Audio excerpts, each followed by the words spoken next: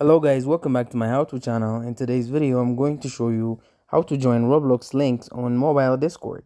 So the first thing you want to do is you want to go ahead and open up Discord.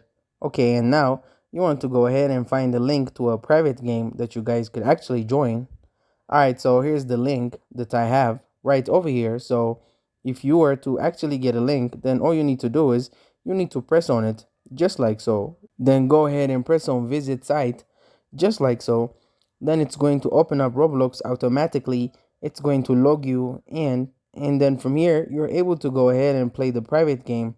Now in terms of where to actually find these links, there's many ways that we can go ahead and find it. Now the way I was able to find that one in particular is that I went on to application or a website called Reddit.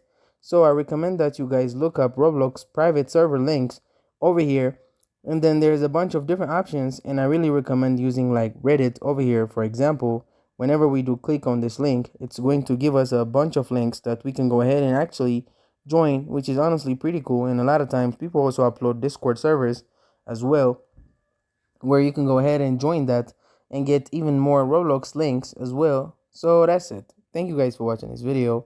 If this video was helpful, don't forget to like and subscribe to my how-to channel.